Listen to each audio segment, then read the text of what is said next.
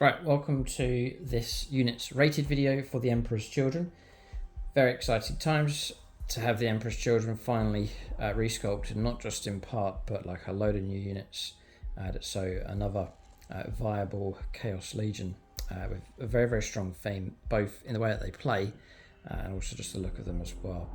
Real full credit to Games Workshop. They produce some amazing models now for the Emperor's Children. So in this video, I'm going to give you my top rated units for the Emperor's Children. So my top 5. There's also some honourable mentions, other strong unit options as well, which there seems to be plenty of them here for this faction. For discount 40k to get a hold of the Codex, also get a hold of the data cards, which are very handy to get a hold of those as well. You can check out gamingfigures.com, link for them in the video description below. And it's not just Warhammer they do, it's discounted gaming systems, paints and accessories and so on. And if you find yourself in the middle of England, sort of Middlesbrough direction, you can head out to them, and they have a great gaming store, a great retail store, also a great gaming area as well. So I'll leave a Facebook link for them in the video description as well. So before we get stuck in, Emperor's Children special rule first of all. So this is a faction that can move quickly and relishes in the fight. So I'm trying to think of an army. If I was to build these, I'd one that's going to get on top of the enemy quick enough, move swiftly across the board to do so efficiently, and also once it's there to have good impact as well with some shooting, but close combat mostly, I think. So the army are always Thrill Seekers. For units that gain that, it'll be entered into their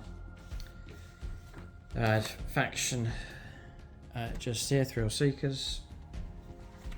And that rule's going to give you, if your army is Emperor's Children, this unit is eligible to shoot and declare a charge on turn in which it advanced or fell back. So fall back, add shoot and charge, or advance, shoot and charge. That's really going to help with your speed, trying to close the range to get into close combat, but also your tactical flexibility to pull out of close combat and then charge again. There are some restrictions with it. Fall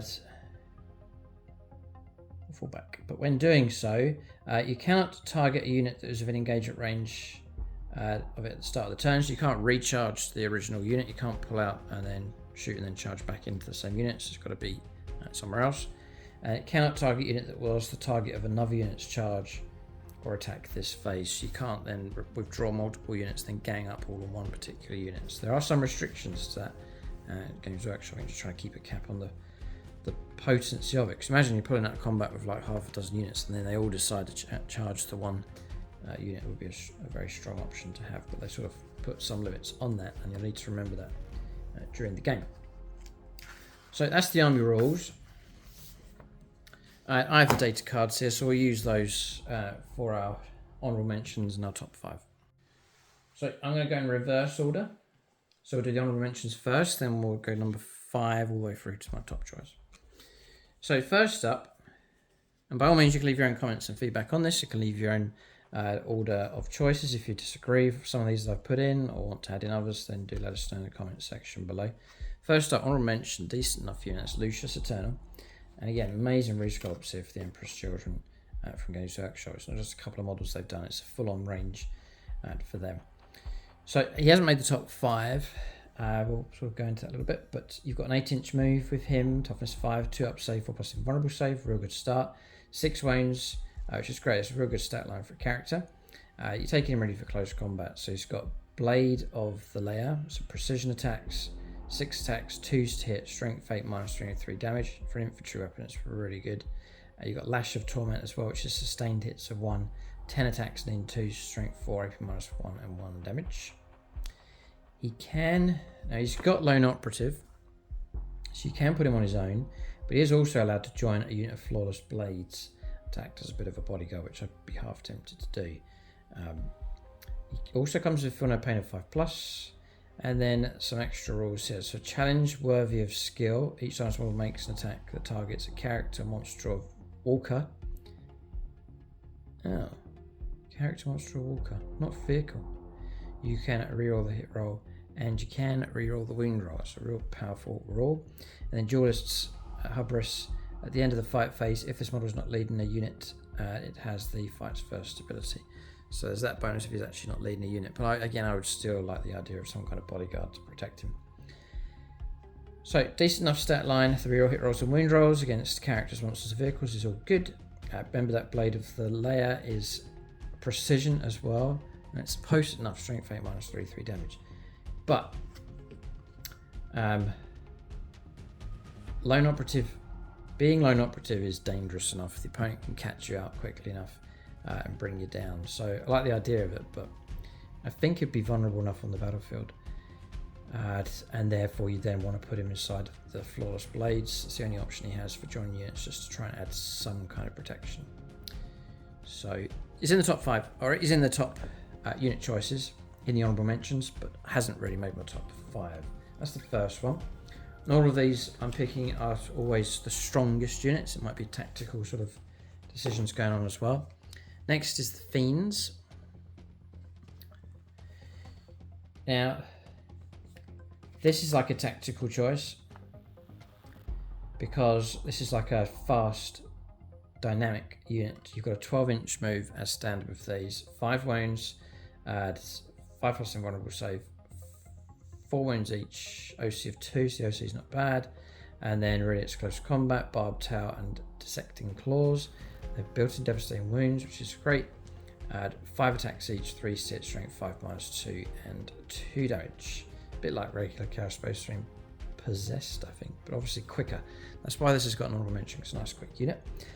And the other reason why they've got into the top options here is they have deep strike as well. So you've got real good options with these. Very, very fast around the board. You can actually deep strike onto the table as well, which is very, very useful. You're looking at squads of 3 or 6 with these. Not bad. And then Saporific Musk. Each time an enemy unit, excluding monsters and vehicles, with an engagement range of 1 or more units from your army with this ability falls back, models in that enemy unit must take a desperate escape tests. When doing so, if the enemy unit is also battle shocked, subtract 1 from each of those desperate escape tests. So Fiends, I think they're useful enough. Deep strike ability is great, very, very quick around the board. Pretty good durability with them, toughness 5, 4 wounds, for example. And so I think they would be a useful enough unit. Probably run them in squads of 3 and just have them as deep strikers, like harvesting secondaries and so on. So Fiends are decent enough. Next up, a lot of the infantry options for the Emperor's Children are good. So we've got Tormentors here. Now, you just got a standard Chaos Space Marine type unit here. 7-inch move, though, so a little bit quicker than your regular Chaos Space Marine. Toughness 4, 3 up, save, wounds 2, OC 2. There's a whole lot of units you can give them. Plasma gun, melter guns, that's sort of the usual. And then close combat weapons, you've got close combat weapon, power sword, or rapture lash, which is 6 attacks, 3 stitch strength, 4 minus 1 damage. All that's okay. It's quite standard on the profile, quite standard on the weapons. But tactically speaking, looks like you can go for squads of 5 or 10. You can give a plasma pistol to the squad leader. You can give the lash or power sword to the squad leader, the obsessionist. For every 5 models, you could take a melter gun. For every 5, you can take a plasma gun, and then Icon of Excess for the Tormentor. So you're taking these for first rule here. Infiltrators, it's a massive help to be able to infiltrate onto the board. Get onto a secondary objective immediately, just deploy on top of it. Or deploy within sort of striking range quite early on. If you really want to go take the risk and go for an early strike, you can deploy very close to the opponent's deployment zone. And then objective defiled, the end of the command phase, if the unit's in range of an objective marker you control, the objective marker remains under your control. It's a sticky objective for these guys as well, which is excellent for them. There's an extra ability, Icon of Excess, so if you're destroying enemy units you can pick up CP. So honorable mention to those, they're not going to go and win you the game. They are sort of standard type unit, but a big buff for them is to gain infiltrate. It's very, very useful, plus sticky objective as well. useful enough on the battlefield, those ones. So we've already mentioned with Lucius the Eternal, the Flawless Blades. They're going to get an honorable mention because I think they're a decent unit. They look amazing, brilliant sculpts from Games Workshop. You can see them there, just in their profile. 8-inch move for these. They're nice and swift for infantry. Toughness 5, 3 up save, 3 wounds, 3 up save, 5+ invulnerable save. And then there's pistols here, but it's the Bliss Blade. 3 attacks each. I would have worried if it was like, well, not worried, but I was expecting like a 3 up for hitting, but it's not. The Bliss Blade is actually weapon skill 2+, so this is very, very reliable attacks come through. And then for an infantry weapon, strength 6, which is fantastic. You know, even toughness 11 vehicles, you're going to be wounding on 5s, which is great news. For cutting down regular guardsmen, you have anything from toughness 3, it's going to be 2s to instead of 3s. 8-3, which is brilliant bite on it, and then damage 2 as well, real Primaris killer option with them.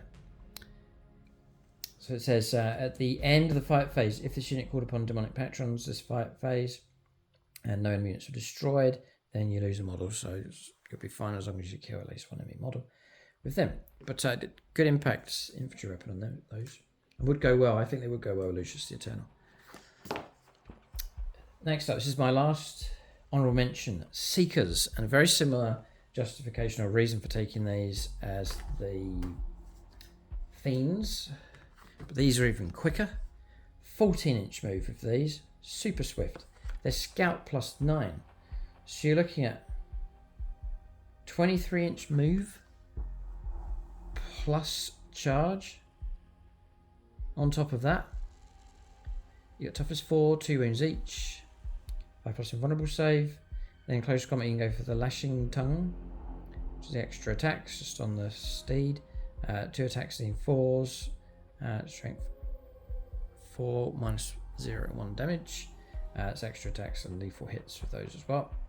And then the main clause on the model riding the mount is 3 attacks with slashing claws, lean 3s, strength 4 -1 damage. But they're devastating wounds as well. But it's the speed of them. It's so useful to have a unit like that that can push so far forwards early on. Again, to grab a no man's land objective, try and take out a forward enemy unit, something soft they can chop through quick enough. Oh boy, they got deep strike as well. So useful, so useful to have units like that. Okay, you can take things like Instrument of Chaos to give you +1 to the charge rolls made for the unit. But all in all, looking pretty good. 5 of them, or 5 to 10 models. I wouldn't be expecting too much from these. I would take them for tactical reasons, for being able to swiftly move around the board so quickly. So Seekers are in as honorable mention. Okay, so we're going to go on to the top 5. I'm going in reverse order. So this is my lowest choice. But again, remember, this is I've chosen these above the honorable mentions. So I have said the infantry is good for the Emperor's Children. The Infractors, I think, are decent enough. So with these, you've got 7-inch move, toughness 4, 3 up save, 2 wounds each, OC of 2, which is great. And another, again, it's not a unit I'm expecting to be like my most powerful unit on the board, just a standard kind of unit, but a lot of good stuff going on with these. First up is they are battle lines, bear that in mind. Different buffs and so on with that. And then also they have the grenades stratagem, which is very useful. You can go against the toughest of targets, chuck a grenade and pick up some mortal wounds, bypass toughness and armor and so on. You can go for, you can go for squads of 5 or squads of 10. The standard Infractor has the bolt pistol and dueling saber, and then a bolt pistol power sword for the Obsessionist. And the pistol, bolt pistol can be replaced with a plasma pistol for the squad leader. And then his lower sword, power sword, can be replaced with a Rapture Lush as well. What we've got here is standard battle line type unit, and you can equip them with lighter weapons, seems to be their option.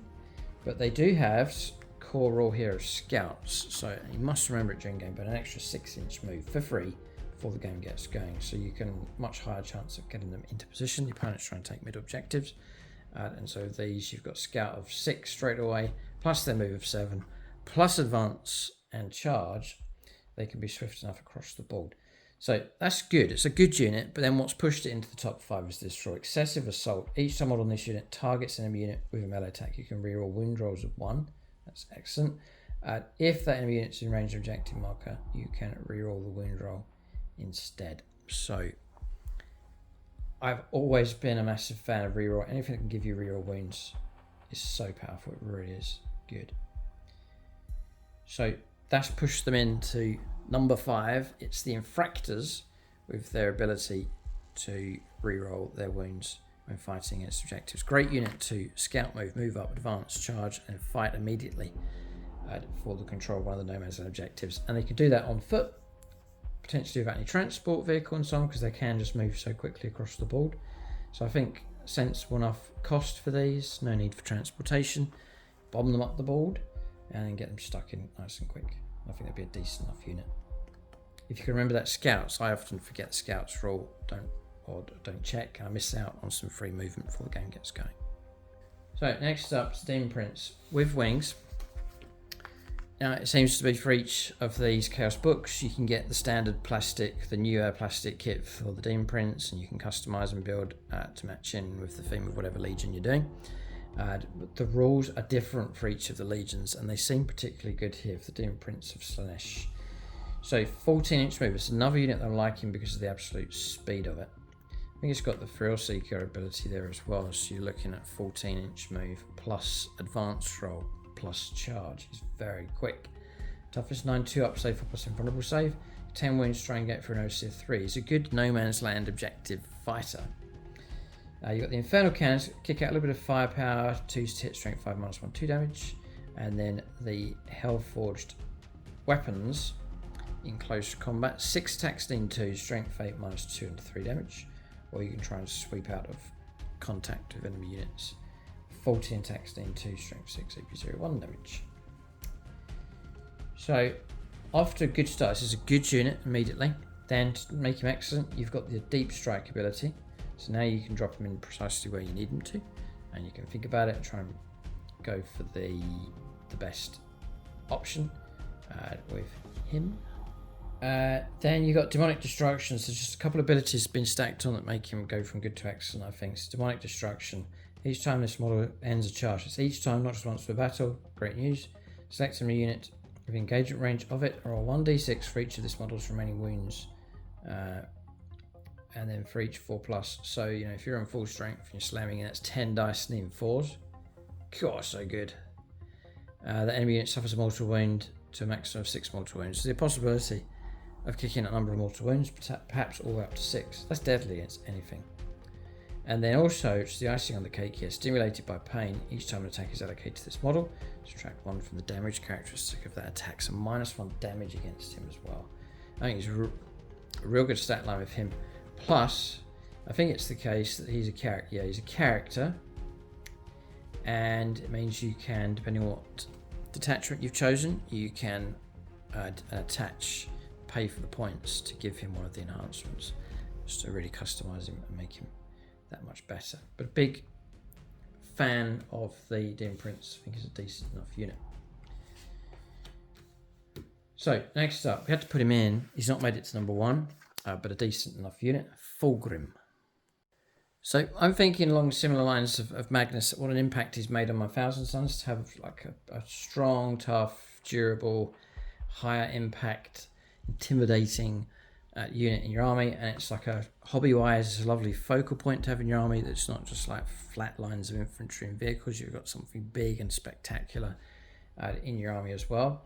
And so there's plenty of reasons to go for a model like this, but is he any good? Is the question. Is he worth it? So with Fulgrim, you've got a 16-inch move. So this is a very quick unit. It's got the fly keyword as well, and a monster. So this is a very, very quick unit on the table, similar to Magnus the Red. Toughness 11, again similar, tough enough. Plenty of times the enemy's going to be trying, your opponent's going to be trying to get 5s to wound with like quite high caliber weapons, like strength 10 weapons. Again, I need 5s to wound him, which is really going to help protect him. 2 up save, 4 plus invulnerable save, quite standard. 16 wounds is all the same, I believe, as Magnus the Red. LD of 5+, then OC of 6. It's an excellent stat line. You've got yourself a nice solid unit in the heart of your army. There is a bit of shooting. Malefic Lash, sustained hits of 1, 12-inch range, 6 attacks, sneaking 2, strength 8 -2, and 2 damage. So really it's combat plus buffs is what you're going for. So in close combat, demonic blades, you can strike with them. And you've got built-in sustained hits 1, which is fantastic.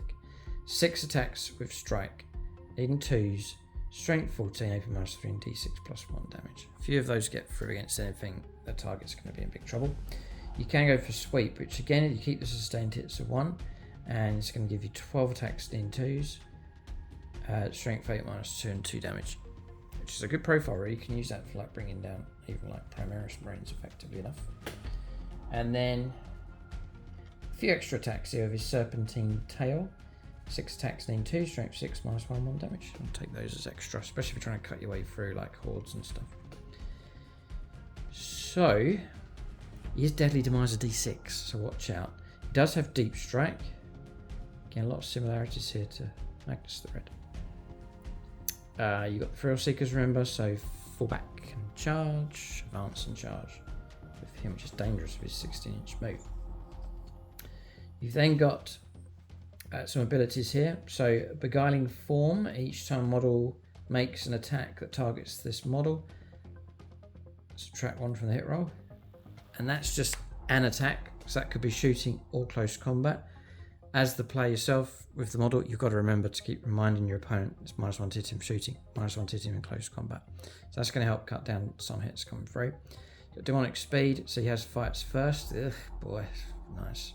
And then Enthralling Hypnosis Aura ability, whilst the enemy unit is within 6 inches of him, each time that unit is selected to fall back, it must take a leadership test. If the test is failed, the unit must remain stationary this phase instead. So you can stop units from trying to get away as well. So the ability here, Demonic Poisons, in your shooting phase and the fight phase, after this model has finished making its attacks, select one enemy unit hit by one or more of those attacks. Remember, this is shooting or close combat. At the end of the battle, if that enemy unit is poisoned, so all you've got to do is hit it. At the start of each player's command phase, roll 1d6 for each poisoned enemy unit on the battlefield, and a 4+, they take d3 mortal wounds. I love the idea of that. I mean, it's great. Just shoot at stuff and poison them, hit anything in close combat, poison them. So you're going to need some kind of tokens or something to mark each unit that you've poisoned. But it's for the rest of the battle. And it's for shooting or close combat. Fantastic. And then Demon Primarch of Slaanesh. At the start of your opponent's command phase, select one of the abilities in the Demon Primarch Slaanesh section till the end of your opponent's next phase. This model has that ability. So it's these ones here: Beguiling Form, Demonic Speed, and Enthralling Hypnosis. You get it every turn, and you get to pick. So great flexibility of that. 1 to 6 wounds remaining. You do take -1 for the hit roll. He has to be a warlord. But I think he's alright. He's alright to have. He's not a one-man army. I'm not going to run him. I wouldn't run him straight out into the middle of the board and try and tank everything. He's good, though, to have lurking around and more than capable of doing well enough in close combat. So Fulgrim is in. That's at number 3. We've got 2 left to go. The next one's a combo, with the main focus being the sort of the main unit, and then the character being added as a part of a combo if you want to. Brilliant resculpt from Games Workshop. It is the Noise Marines, their sort of guitar rock and roll style, or heavy rock sort of style sculpting going on with these. I think they look really good. The Games Workshop done a great job. So, a bit different to all the rush for close combat. These guys are going to support you shooting. Don't really need to go for the stat line. They are toughness 5. They're like so Devastator type squads. So 6-inch move, toughness 5, 3 up, save 2 wounds, OC of 1. So it's squads of 6. You get a Disharmonist and then 5 Noise Marines. They all take Sonic Blasters. Every model is equipped with a Sonic Blaster. It's a really good weapon. And the close combat weapon.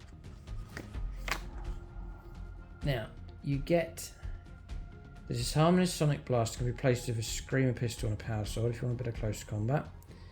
which will come to in a minute. Up to 2 noise brains can replace their sonic blasters with 1 blast master. So you can tap into the blast master. You can take 2 of them in a squad of 6.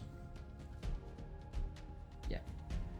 So the blast masters, remember that's the two of them being upgraded to take those. You can fire single frequency. All the shots coming from these weapons are going to ignore cover. Excellent, because cover features so much in 10th edition. So 18-inch range for all of these weapons except the pistol, which is range 12. So keep that in mind. It's a short, medium kind of range with these. This is a unit that's not going to sit along your back line for long-range firepower. It's a medium, close option with these. So if you go single frequency, it ignores cover. So you're looking at 3s to hit, strength 10, which is excellent, AP -2, and straight 3 damage. Really good. You can go varied frequency. Again, you're ignoring cover. Range 18. 6 attacks each, so 12 attacks come from the 2 models. 3s to hit, strength 6, -2, 1 damage. Trying to clear away hordes with those. And you may end up using these like a clearance type unit where you bring them on. There's no deep strike with these. You could flank with them, have them inside a transport vehicle of some kind, deploy them, clear away some kind of screen to let other units move in for the kill, to try and target other close combat options. The Sonic Blaster, which would be 3 or 4 of these taking this one. Again, they ignore cover, very useful. Range 18, 3 attacks each, strength 5 minus 3 attacks, strength 5, and then -1 and 2 damage with that one. There's close combat weapon and power sword, but not cover that. So Terrifying Crescendo is the ability for these. In your shooting phase, after shooting a shot, select one enemy hit by 1 or more of those attacks to the start of your next shooting phase. Each time battle shock or leadership test is taken for the enemy unit, it's -1 to the test. It's a little bonus coming through just there. But decent enough blanket of firepower can come from the Noise Marines. Not sure how I'd use them. I said already, you can't really put them along your back line. Whether you run them forwards, I'd maybe either transport them or flank with them as an ambush for those ones. That's number 2. To give them a boost, you can take the Cacophonist. 6 range, 2 up save, 4 plus invulnerable save, toughness 5. Decent enough character buried in amongst the unit. You're looking at Screamer Pistols, range 12, 3 attacks, 2 to hit, strength 5 -2 damage.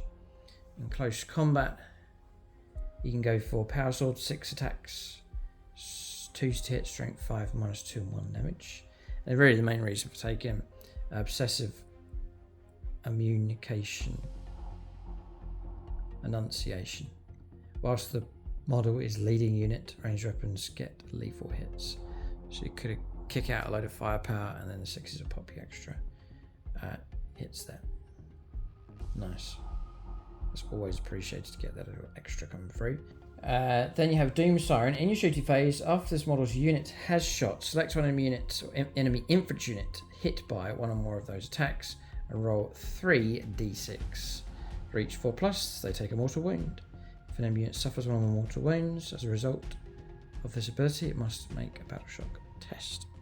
But anywhere where you can trickle in mortal wounds is useful, it really is.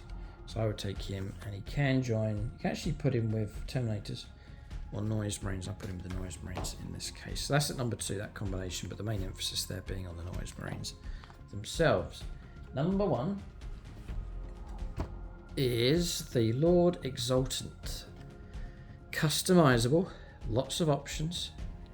He's not an epic hero, so it opens up the way for you to pick enhancements to add on to him as well. 7-inch move, toughness 4, 3 up save, 4 plus invulnerable save, 5 wounds with him. And then you've got all different loadouts you can go for. So you've got a plasma pistol. You can take this model's plasma pistol can be replaced with one of the following: to give him a power fist or a rapture lash. And this model's Phoenix power spear can be replaced with either a mastercrafted power sword or a screamer pistol. And then they can be equipped with a plasma pistol, Phoenix power spear, close combat weapon. That's the options. So I'll go for all the stats like plasma pistol, bolt pistol. The screamer pistol is 3 shots in 2s, strength 5 -1, 2 damage, range 12, ignoring cover. Then in close combat, you've got standard close combat weapon, or you can go for the mastercrafted power sword, which gives you precision, 5 attack, steam 2, strength 5, -2 and 2 damage. The Phoenix Power Spear has the Lance keywords, +1 to the wound roll on the charge. 5 attack, steam 2, strength 7, -2 and 2 damage. It's better. You've got the Power Fist, 5 attack, steam 2, strength 8, -2 and 2 damage. And you've got the Rapture Lash, extra attacks, 4 of them, and needing 2s, strength 4, -1, 1 damage. In and of himself, he's okay. Decent enough stat line. Lots of options to go for. But what's pushed him right to the very top for me is the ability to pick enhancements to add them on, to customize him. And then these powers across here. So whilst this model is leading a unit, and he's able to lead Infractors and Tormentors. So useful units. Bury him in amongst those units.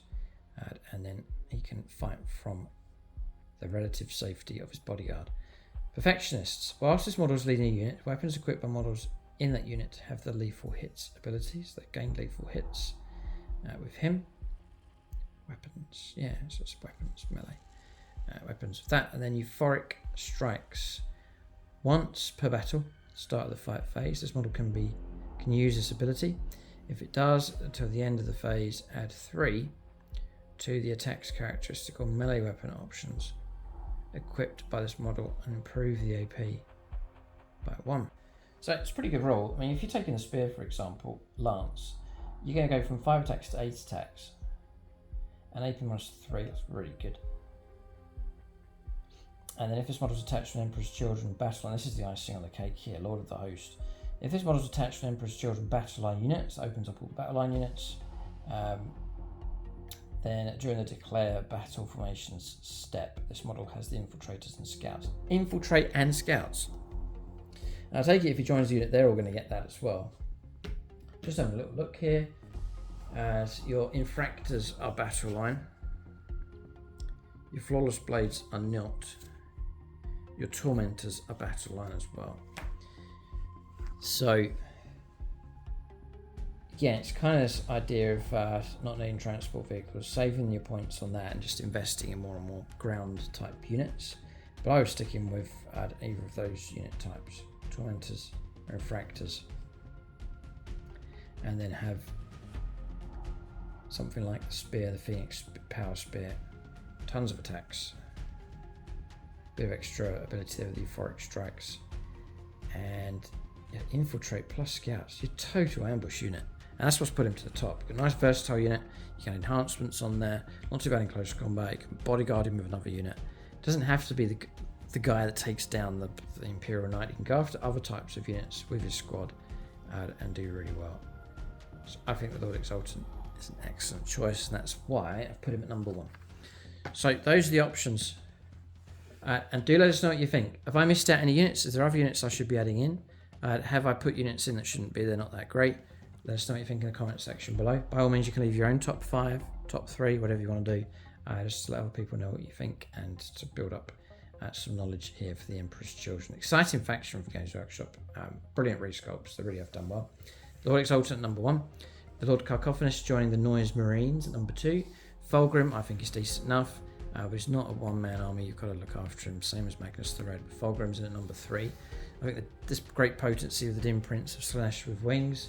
And the Infractors, I rate them as a decent infantry choice for a good number of reasons. And we've looked at some honourable mentions as well in this video. So that's it for the Emperor's Children. Keep a lookout for other videos in this style, picking my top unit choices just to help guide you through the unit choices. Discount 40k to get a hold of the cards, Codex and beyond. It's gamingfigures.com. And if you're in the Middlesbrough direction in the UK, then by all means go and pay them a visit, and you can check out their store and the great gaming area that they have there as well. Thanks for watching. Tune in next time.